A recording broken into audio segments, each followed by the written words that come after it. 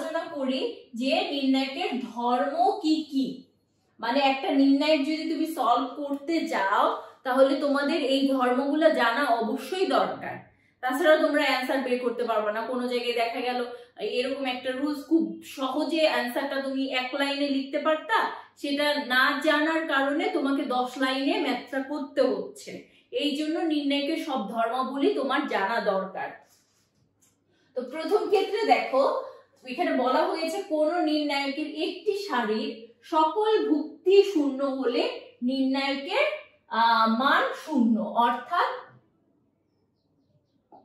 আমরা কি বুঝতেছি যে কোন একটা সারির, ঠিক আছে, 0 0 0 2 4 5 3 6 7, এখন হচ্ছে এখানে কিন্তু বাকি দুইটার মান কিন্তু 0 না, কিন্তু যে কোনো একটা সারির মান যদি 0 হয় বা যে কোনো একটা কলামের মান যদি 0 হয়, মানে হচ্ছে একটা সারির সকল ভুক্তির মান 0 হতে হবে অথবা একটা কলামের সকল ভুক্তির মান 0 হতে হবে, তাহলে কি হবে, সেই নির্ণায়কের মান আমরা ডিরেক্টলি 0 লিখে দিতে পারবো। তাহলে এরকম কোনো ম্যাথ তোমাদের অবজেক্টিভে আসতে পারে, তখন তোমরা যদি এটা না জানো তখন তোমরা দেখা যাবে যে পুরাটা ম্যাথ বিস্তার করে করে করছো, তো সেটা দরকার নাই। কলাম, পুরা কলাম অথবা পুরা সারি যদি 0 দেখো তাহলে সেই নির্ণায়কের ভ্যালু ডিরেক্টলি 0 দিয়ে দিবা। এরপর আমরা দ্বিতীয় রুলসে যাই। কোন নির্ণায়কের সারিগুলোকে কলামে এবং কলামগুলোকে সারিতে যদি স্থানান্তরিত করা হয় তাহলে নির্ণায়কের মান অপরিবর্তিত থাকবে।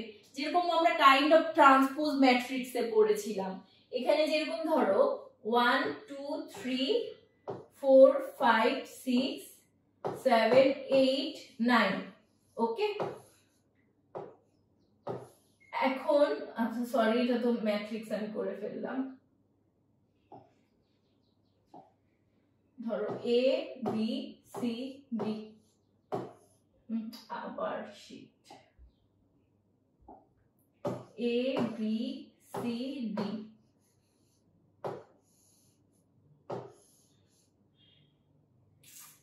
কেন এ বি সি ডি। ধরো এই নির্ণায়কের ক্ষেত্রে এখন এখানে বলা হয়েছে যে নির্ণায়কের সারিগুলোকে কলামে এবং কলামগুলোকে যদি সারিতে স্থানান্তর করা হয় নির্ণায়কের মান অপরিবর্তিত থাকবে। দ্যাট মিন্স আমি যদি এরকম করি যে এ বি সি ডি, তাহলেও হচ্ছে নির্ণায়কের মান অপরিবর্তিত থাকবে।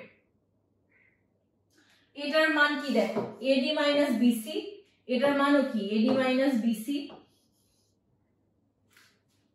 ঠিক আছে। তৃতীয় শর্ত দেখো, কোন নির্ণায়কের দুইটি সারি বা কলাম পরস্পর যদি স্থান বিনিময় করে তাহলে নির্ণায়কের সাংখ্যিক মান একই থাকে কিন্তু চিহ্ন বিপরীত হয়। এটা এরকম, ধরো প্রথমে এক্স ওয়াই জেড, তারপরে এ বি সি, তারপরে হচ্ছে কি দিব পি কিউ আর, এটা একটা নির্ণায়ক। হ্যাঁ, এখন এই নির্ণায়কের ধরো আমার সুবিধার জন্য আমাকে এক্স ওয়াই জেড কে দ্বিতীয় কলামে নিয়ে আসতে হবে আর এই যে এ বি সি কে প্রথম কলামে নিয়ে আসতে হবে। তখন আমি কি করতে পারি, ধরো নিয়ে আসলাম এখানে এ বি সি দিলাম, এখানে এক্স ওয়াই জেড দিলাম, এখানে পি কিউ আর দিলাম, কিন্তু এই যে আমি একবার পরিবর্তন করলাম, যখনই আমি একবার পরিবর্তন করব আমাকে একবার -1 দ্বারা গুণ করতে হবে। আমি যদি আবার একবার পরিবর্তন করি তাহলে আবার একবার -1 দ্বারা গুণ করতে হবে, তখন মাইনাসে মাইনাসে প্লাস হয়ে যাবে। তার মানে দুটি সারি বা দুটি কলাম যদি স্থান বিনিময় করি, যেরকম এখানে সারিও আমি চেঞ্জ করতে পারি, উপরের সারিকে নিচে নিয়ে আসলাম, দ্বিতীয় সারিকে প্রথম সারিতে নিয়ে গেলাম, তাহলে আমাকে কি করতে হবে, মাইনাস দ্বারা গুণ করে দিতে হবে। কোন নির্ণায়কের দুইটি সারি একই হলে নির্ণায়কের মান 0 হবে। এটার ক্ষেত্রে এরকম, ধরো A B C X Y Z, এই যে দুইটা নির্ণায়কের দুইটা কলামের মান একই না, তাহলে যে কোনো নির্ণায়ক, অথবা এরকম যদি হয় এটার মান 0, আবার এরকম যদি হয় 1 1 1 1 1 1, এখানে x y z এরকম টাইপের ম্যাথ বেশি পাবা তোমরা, এটার ভ্যালু 0। তার মানে কোন নির্ণায়কের দুইটি সারি অথবা দুইটি কলাম যদি একই রকম হয়, দেন পুরো নির্ণায়কের ভ্যালু আমরা 0 লিখতে পারবো।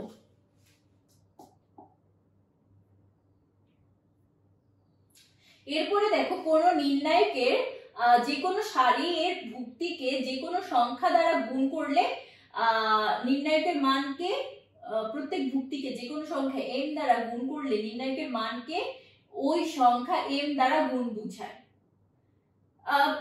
ধরো যে কোনো একটা আমরা নির্ণায়ক দেখি, এই নির্ণায়কেরই প্রত্যেকটার মানকে আমি কি m দ্বারা যদি গুণ করি, তাহলে এখানে ma হবে, এখানে mb হবে, এখানে mc হবে, এখানে md হবে, তাহলে এটা কি m দ্বারা গুণ বুঝায়। আবার কোন নির্ণায়কের একটি সারির বা কলামের ভুক্তিকে দুইটি সংখ্যার যোগফল রূপে প্রকাশ করা সম্ভব হলে নির্ণায়কটিকেও দুইটি নির্ণায়কের যোগফল রূপে প্রকাশ করা যায়। এটা তোমাদের একটা উদাহরণ দেখাই, এটাও তোমাদের ম্যাথে আছে।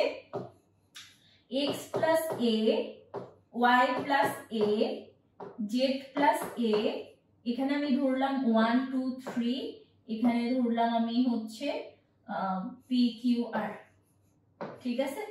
এখন কোন একটা কলামকে যদি দুইটা সংখ্যার যোগফল আকারে লেখা হয়, তখন আমি এটাকে ভেঙে দুইটা নির্ণায়ক হিসেবে লিখতে পারবো, যেরকম x y z 1 2 3 p q r plus, এইবারে কি হবে, প্লাস a a a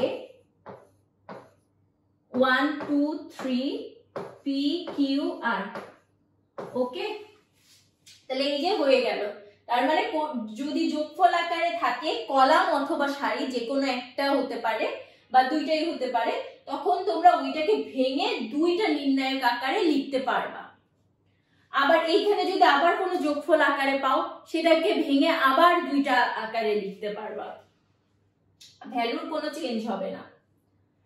এরপরে যে রুলসটা সেটা হচ্ছে একটি নির্ণায়কের একটি সারি বা কলামের ভুক্তিগুলোর সাথে ওই নির্ণায়কের অপর এক বা একাধিক সারির ভুক্তিগুলোর গুণিতক যোগ করলে নির্ণায়কের মান অপরিবর্তিত থাকবে। এখন গুণিতক যোগ করো অথবা অন্য কোনো কিছু যোগ করো, তাইলেও হচ্ছে মান চেঞ্জ হয় না। যেরকম ধরো x y z a b c p q r, আমি এটা কিন্তু দেখো এটা ইকুয়ালস টু, আমি এই যে প্রথম কলামের সাথে দ্বিতীয় কলাম যোগ করে প্রথম কলামে লিখতে পারি x plus a, y plus b, তারপরে z plus c, এখানে a b c p q r, ঠিক আছে। তাহলে আমি কি করলাম, যে প্রথম কলাম আর দ্বিতীয় কলাম যোগ করলাম, কিন্তু তোমাদের এটা মনে রাখতে হবে তুমি যে কোনো একটা যোগ করতে পারো না। তুমি যদি যোগ করো তাহলে প্রথম কলামের যতগুলো উপাদান আছে সবগুলোর সাথে দ্বিতীয় কলামের সবগুলো উপাদান যোগ করতে হবে। যেরকম আমি এখানে দেখো প্রথম কলামের সাথে দ্বিতীয় কলামের প্রথম উপাদান যোগ করেছি, এখানে দ্বিতীয় সারিতে যে এই উপাদানের সাথে এই উপাদান যোগ করেছি, তৃতীয় সারিতে যে এই উপাদানের সাথে এই উপাদান যোগ করেছি, তিনটাই কিন্তু সেম হয়েছে। তাহলে এখানে আমরা কি লিখতে পারি, আমাদের চেঞ্জ হলো কি কলাম 1, তাহলে c1 prime equals to c1 plus c2। এটা তোমরা c2 প্লাস c3 করতে পারো, c1 প্লাস c3 করতে পারো, ভ্যালু কোনো কিছু চেঞ্জ হবে না। আবার আরেকটা কিছু করতে পারি, এখানে যেটা বলা হয়েছে ভুক্তিগুলোর গুণিতক যদি যোগ করা হয়, আমি এখানে ধরো am plus bm plus cm, তার মানে কি আমি 2 নাম্বার কলামের m গুণিতক যোগ করছি, তাহলে এখানে কি হবে c2m, তাহলেও ভ্যালু এর কোনো চেঞ্জ হবে না। তো নির্ণায়ক রিলেটেড যে রুলস গুলো তোমাদের জানানো দরকার ছিল, আশা করছি আজকের ক্লাস থেকে তোমরা সেগুলো বুঝতে পেরেছো, এবং এগুলো সম্পর্কে তোমাদের যদি বেসিকটা ক্লিয়ার হয় তাহলে তোমরা নির্ণায়ক এবং ম্যাট্রিক্স রিলেটেড ম্যাথ গুলো ইজিলি সলভ করতে পারবা। তোমাদের সবাইকে ধন্যবাদ জানিয়ে আজকের ক্লাস থেকে এখানেই বিদায় নিচ্ছি। পরবর্তী ক্লাসে আমরা হচ্ছে ম্যাট্রিক্স এবং নির্ণায়কের ম্যাথ সলভ